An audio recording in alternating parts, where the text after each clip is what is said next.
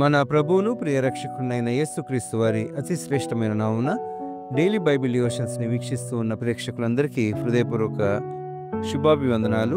Christmas డివోషన్స్లో భాగంగా ఈరోజు మన presbyter reverend Nosina Naveen garu Bethlehem the prophesized birth place of Christ, Bethlehem ప్రవచింపబడిన క్రీస్తు ప్రభుని జన్మస్థలం అనే అంశంపై దైవ సందేశాన్ని వినిపిస్తూ ఉన్నారు. సందేశానికి అనుబంధంగా ఈ క్రిస్మస్ గీతాన్ని ముందుగా విందాం.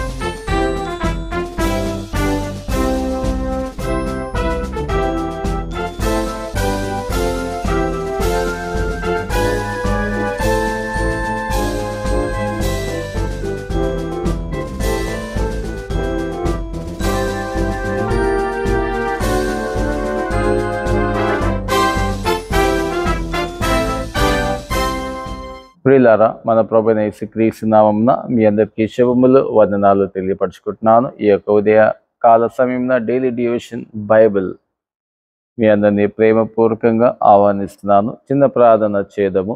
ప్రభువా, జీవముల తండ్రి, గొప్ప దేవ, మీ పరిశుద్ధ నామానికి వందనాలు, స్తుతులు. ఈ యొక్క ఉదయకాల సమయంలో మీ యొక్క మాటలను, మీ యొక్క వాక్కును మరి మేము ధ్యానం చేయనిటుండగా మమ్మల్ని మీ యొక్క ఆత్మ ద్వారా నడిపింప చేయమని, మీ బిడ్డలకు మీ యొక్క ఆత్మీయ ఆహారం దయచేయమని, నా ద్వారా మీరే మహిమగంత ప్రభావాలు పొందుకోమని యేసుక్రీస్తు నామమున అడుగుచున్నా మా ప్రియ తండ్రి, ఆమేన్. మరోసారి మీ అందరికీ ప్రభు పేట నా వందనాలు తెలియపరచుకుంటున్నాను. ప్రియులారా, ఈరోజు మన అంశం వచ్చేసి బెత్లెహేము.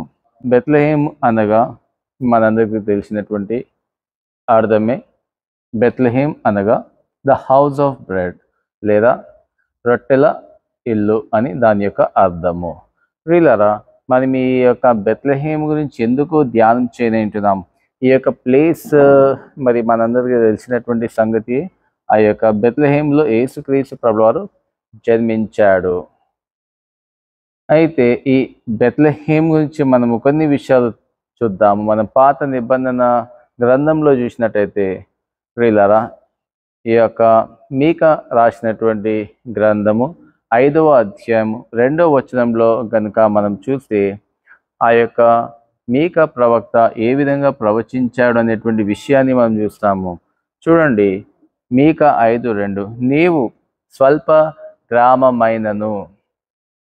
ఏంటి ఈ యొక్క బెత్లెహేమ్ అనేటువంటి గ్రామము? ఈ యొక్క బెత్లెహేమ్ అంటే ఏమిటి అని మనం ఇక్కడ చూస్తే, ఒక స్వల్పమైనటువంటి గ్రామము అంటే అ వెరీ లో ప్లేస్ లేదా ఇన్సిగ్నిఫికెంట్ ప్లేస్, మరి ఒక గుర్తింపు లేనటువంటి ప్లేస్, ప్రాంతంగా మనం చూస్తున్నాము. చూడండి, మీకా 5:2, నీవు స్వల్ప గ్రామమైనను నా కొరకు. ఎవరి కొరకు? దేవుని కొరకు ఇశ్రాయేలీయులను ఏలబో వాడు అందులో నుండి వచ్చును అనేటువంటి విషయాన్ని మనం ఇక్కడ చూస్తున్నాం. ఎంత గొప్ప మాట! అంటే ఒక ఇన్సిగ్నిఫికెంట్ ప్లేస్, అన్ఐడెంటిఫైడ్, మరి గుర్తుపట్ట, ఒక విధంగా చెప్పాలంటే మరి గుర్తు లేనటువంటి యొక్క ప్రాంతము లేదా స్వల్పమైనటువంటి గ్రామము, మరి ఎన్నిక లేనటువంటి యొక్క గ్రామం నుంచి దేవుడు తన కుమారుణ్ణి ఈ లోకానికి పంపించటం అనేది ఒక గొప్ప అద్భుతం కదా. నిజమే. చూడండి, ఒక తృణీకరింపబడినటువంటి యొక్క ప్లేస్ని ఎవరు ఇష్టపడరు. అయినప్పటికీ దేవుడు చూడండి ఎంత గొప్పవాడు. అంటే తృణీకరించబడినటువంటి వారిని దేవుడు లేవనెత్తినటువంటి దేవుడిగా మనం చూస్తాం. ఆ యొక్క ప్రాంతం నుంచి దేవుడు ఒక గొప్ప మనుషుల్ని మరి యొక్క లోకానికి యొక్క రాజులకు రాజు ఏలబో వాడు అందు నుంచి రావటమే ఒక గొప్ప అద్భుతంగా మనం చూస్తున్నాం. ప్రియులరా, ఇది ఈ యొక్క బెత్లెహేమ్ యొక్క విశిష్టత మనం చూస్తాం. మీరు ఇంకోటి చూస్తే, ఈ బెత్లెహేమ్ గురించి మనము పాత నిబంధనలో ఎక్కడెక్కడ ప్రస్తావించబడిందంటే, రాహేలు యాకోబు యొక్క భార్య ఆ యొక్క బెత్లెహేమ్లో ఆమె she was buried over there అనే విషయాన్ని మనం చూస్తాం. రెండవది మనం చూస్తే రూతు రాసినటువంటి గ్రంథంలో కూడా మనం చూస్తాం. ఈ రూతు రాసినటువంటి గ్రంథము మీరు చూసినట్టయితే, ఒక మోయాబీ స్త్రీ, విడో, మోయాబైట్ విడో, ఈ యొక్క మరలా ఆమె ఈ యొక్క బెత్లెహేమ్కి రావటము, మరి బోయాజు ఏ విధంగా ఆమెని వివాహం చేసుకోవటము మరి మనం చూస్తాము. ఈ యొక్క బెత్లెహేమ్ అనేటువంటి గ్రామంలో మనం చూస్తున్నాం. ప్రియులారా, ఇది చూడండి, ఈ యొక్క బోయాజు తర్వాత మనం చూస్తే దావీదుని కూడా చూస్తాం కదా. దావీదు సమూయేలు మొదటి గ్రంథం 16వ అధ్యాయము బెత్లెహేమ్లో దావీదు జన్మించటం కూడా మనం చూస్తాం. ప్రియులారా, చూడండి, బోయాజు ఓబేదును కనెను, ఓబేదు జెస్సీని కనెను, జెస్సీ దావీదును కనెను అనేటువంటి వాక్యాన్ని మనం చూస్తాం కదా. చూడండి, ఈ యొక్క బెత్లెహేమ్ నుంచి ఏ విధంగా అంటే చూడండి, ఒక వెనుకబడిపోయినటువంటి ఈ యొక్క ప్రాంతము, చూడండి ఎంత గొప్ప వ్యక్తులు అందులో నుండి రావటము మనం చూస్తున్నాం కదా. దేవునికి మహిమ కలుగును గాక. నిజమే ప్రియులారా, అంటే ఒక తగ్గింపు కలిగినటువంటి ప్రాంతము, మరి ఏమీ లేనటువంటి ప్రాంతము, మరి అందులో నుంచి గొప్ప వ్యక్తులు రావటము మనం చూస్తాం. మరి మీరు చూసినట్టయితే వాక్యంలో ఉంటుంది కదా, యాకోబు రాసిన పత్రిక 4వ అధ్యాయం 10వ వచనం, మనం దేవుని దగ్గర ఎంతగా తగ్గించుకుంటే అంత హెచ్చించబడతామనేటువంటి విషయాన్ని మనము ఇక్కడ చూడగలుగుతాం. అంత మాత్రమే కాదు, మీరు చూడండి మరి దేవుడు ఎవరిని ఎన్నుకున్నాడు. మీరు చూస్తే కొరింథీయులకు రాసినటువంటి మొదటి పత్రిక 1వ అధ్యాయము 27వ వచనంలో మనం చూసినట్టయితే అక్కడ మనం చూస్తే దేవుడు ఎవరిని ఎన్నుకున్నాడంట, ఎన్నిక లేనటువంటి వారిని దేవుడు ఏర్పరచుకున్నాడు. జ్ఞానులను సిగ్గుపరచుటకు 29వ వచనం చూడండి. జ్ఞానులను సిగ్గుపరచుటకు లోకములో నుండి వెర్రివారిని దేవుడు ఏర్పరచుకున్నాడు. బలవంతులను సిగ్గుపరచుటకు లోకములో బలహీనులైనటువంటి వారిని ఏర్పరచుకున్నాడు. ఇంకా మీరు చూసినట్లయితే వ్యర్థము ఇదంతా అంటే తృణీకరింపబడినటువంటి వారిని, ఎన్నిక లేనటువంటి వారిని, నీచులైనటువంటి వారిని దేవుడు ఏర్పరచుకొని ఉన్నాడు. ఎందుకు?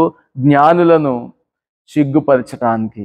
మరి చూడండి, ఈ యొక్క బెత్లెహేమ్ అనేటువంటి యొక్క గ్రామం కూడా తృణీకరింపబడినటువంటి యొక్క గ్రామము. మరి అందులో నుంచి గొప్ప వ్యక్తులు రావటము ఒక విధంగా చూసినట్టయితే దావీదు మహారాజు కూడా మరి చూడండి దేవుని పట్ల ఏ విధంగా నిందారహితమైనటువంటి జీవితాన్ని, ఒక నిష్ఠ కలిగినటువంటి జీవితాన్ని జీవించాడు. మరి ఆ యొక్క ప్రాంతం నుంచి యేసుక్రీస్తు ప్రభువారు కూడా రావటము మనం చూస్తాం. మరి ఆయన గురించి యేసు ప్రభువారి గురించి మనం చెప్పనవసరం లేదు. మరి ఈ విధంగా దేవుడు కూడా ఎంతగా తగ్గించుకున్నాడంటే ఒక తృణీకరింపబడినటువంటి యొక్క ప్రాంతాన్ని ఎన్నుకున్నాడు. మరి ప్రియులారా, రెండవ విషయం చూస్తే ఈ యొక్క బెత్లెహేమ్ అంటే హౌస్ ఆఫ్ బ్రెడ్, రొట్టెల ఇల్లు. మనం ప్రతి నిబంధనలు కూడా మనం చూసినట్టయితే నేను ఈ లోకాన్ని నేను జీవ ఆహారం అంటాడు కదా యేసు ప్రభువారు. I'm the bread of life, bread of life, నేను జీవ ఆహారము. ప్రియులారా, మీరు చూడండి నిర్గమకాండము 16వ అధ్యాయము, మరి వారికి ఆ యొక్క ఆకాశం నుంచి మన్న పడేటప్పుడు ఏంటి ఇది మన్నా అంటే ఏంటి? What is Manna? Manna is nothing but what is this? మరి వారు ఆశ్చర్యపడిపోయారు. వారు ఉదయాన్నే లేచి ఆ యొక్క టెంట్ నుంచి బయటికి రాగానే ఆ మీ నుంచి మన్నవాడు ఏంటిది, వాట్ ఈస్ దిస్? మన్నా అంటేనే ఏంటి అంటే విచిత్రం. They were not understanding what is this అని. మనం చూస్తాం ఆ యొక్క మన్నను నేనే అని యేసు ప్రభువారు అంటారు అనడం మనం చూస్తాం. యోహాను రాసిన సువార్త 6వ అధ్యాయం 35వ వచనంలో మనం చూస్తాం. కాబట్టి ప్రియులారా, ఆయన జీవ ఆహారము. మరి మనం చూసినట్లయితే యోబు అంటాడు, నేను ప్రతిరోజు నా భోజనం కంటే దేవుని యొక్క వాక్కును ముందే భుజిస్తాను అంటాడు. 23వ అధ్యాయంలో చూస్తాం. నిజమే ప్రియులారా, మరి మనము ప్రతిరోజు దేవుని యొక్క వాక్యాన్ని ప్రతిరోజు నెమ్మది వేసుకుంటూనే ఉండాలి. మరి మన యొక్క కొరింథీయులకు రాసినటువంటి 2వ పత్రికలో ఒక చక్కటి మాట ఉంటుంది. 4వ అధ్యాయం 16వ వచనంలో చూడండి. కావున మేము అధైర్యపడము, మా బాహ్య పురుషుడు కృషించిపోయినను అంతరంగ పురుషుడు దినదినము నూతన పరచబడుచున్నాడు. ఎలా మన యొక్క అంతరంగ పురుషుడు నూతన పరచబడుచున్నాడు? దేవుని యొక్క వాక్కు ద్వారా. మరి మన యొక్క మన యొక్క ద ఇన్ ద స్పిరిట్, మరి దేవుని యొక్క వాక్కు ద్వారా దినదినము అభివృద్ధి లేదా శక్తివంతుడు అవుతున్నాడు అనేటువంటి విషయాన్ని మనం ఇక్కడ జ్ఞాపకం చేయనే ఉంటున్నది దేవుని యొక్క వాక్యం. కాబట్టి we need to make in the spirit strong with the word of God అనేటువంటి విషయాన్ని, మరి నేను జీవ ఆహారము అనేటువంటి విషయాన్ని మనం చూస్తాం. కాబట్టి ప్రియులారా, మీరు చూడండి ఈ యొక్క జీవ ఆహారము గురించి మనము ఇంకొక మాట చూస్తే ప్రియులారా,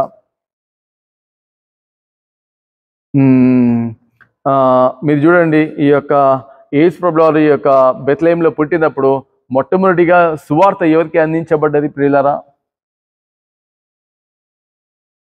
ఈ యొక్క షెపర్డ్స్కి కదా, వెలుపల బయట ఉన్నటువంటి ఈ యొక్క షెపర్డ్స్కి. అంటే చూడండి, తృణీకరింపబడినటువంటి వారి ఒక సమాజంలో ఒక గుర్తింపు లేనటువంటి వారి పట్ల దేవుని యొక్క కనికరము, ప్రేమ, ఆప్యాయత చూడండి ఎంత గొప్పది కదా.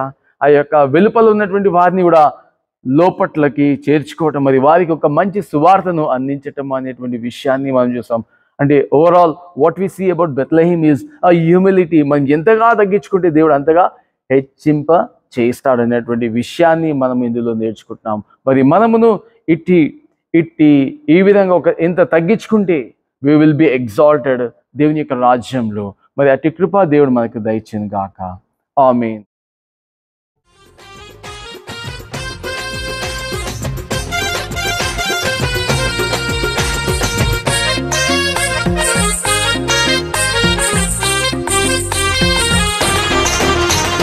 బెత్లెహేములో సందడి, పశుల పాకలో సందడి, శ్రీయేసు పుట్టాడని, మహారాజు పుట్టాడని.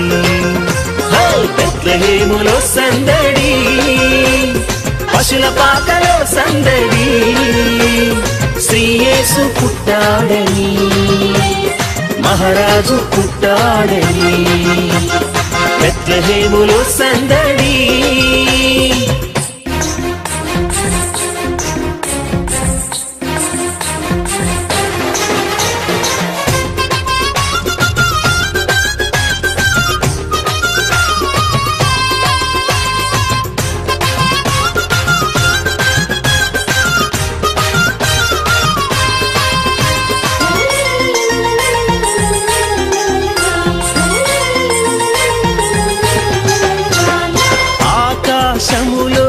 సందడి, చుక్కలలో సందడి, ఆకాశములో సందడి, చుక్కలలో సందడి, వెలుగులతో సందడి, మిలమిల మెరిసే సందడి, వెలుగులతో సందడి, మిలమిల మెరిసే సందడి.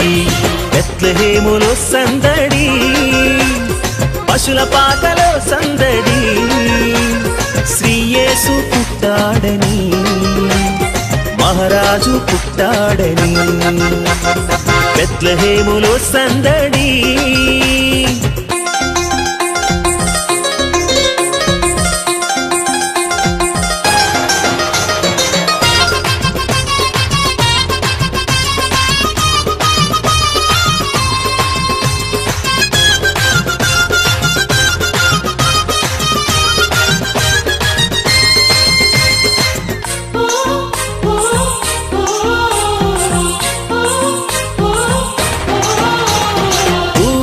పాటలతో సందడి, సమాధాన వార్తతో సందడి, దూతల పాటలతో సందడి, సమాధాన వార్తతో సందడి, పల్లెల పరుగులతో సందడి, క్రిస్మస్ పాటలతో సందడి, పల్లెల పరుగులతో సందడి, క్రిస్మస్ పాటలతో సందడి.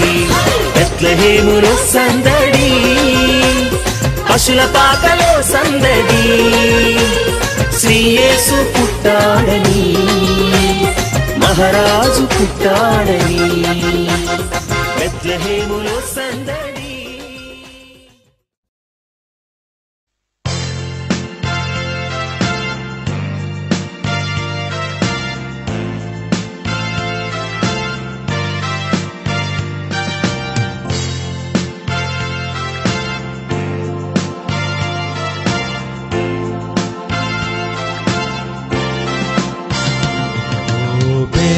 బెత్లెహేము గ్రామమ సత్యమి లేకాయు, నీ వందగాఢ నిద్రపై వెలుంగు తారలు, కానేమి నిత్య జ్యోతి జ్వలించు నీ తామి,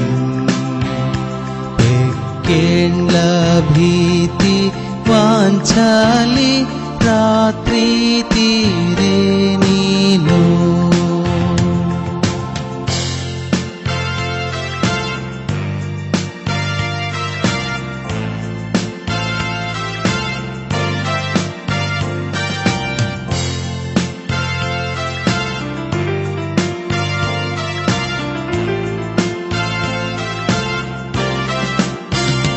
మరియా కేసు పుట్టెను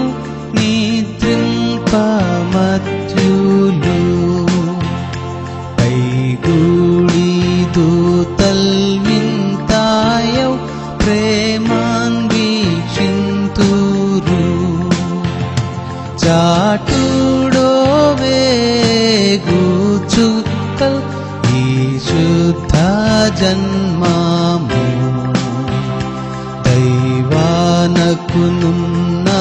తుల్భువిన్ శాంతంచు పాడుడి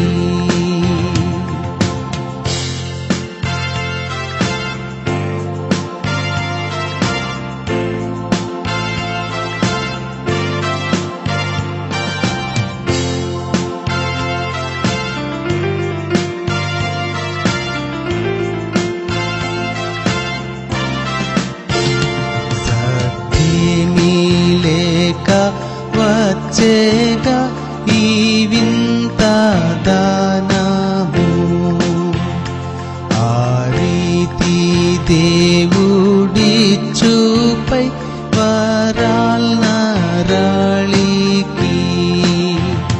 నరుందెరుంగా కున్నన్ ఈ పాపధాత్రిలో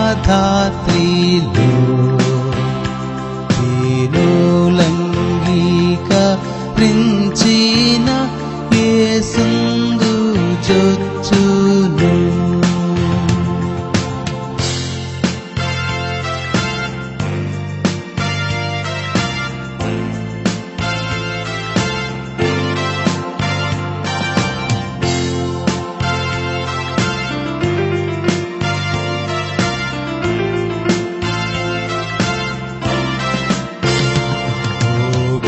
బెత్లెహేము పావన వత్సమాపై దిగు పోగొట్టి పాపముల్ మాలో నీ వేళ పుట్టుము సువార్త క్రిస్మస్ దూతల్ చెప్పంగా విందుము నుండ రమ్ము మా ప్రభు ఇమ్మానుయేల్ ఆమేన్.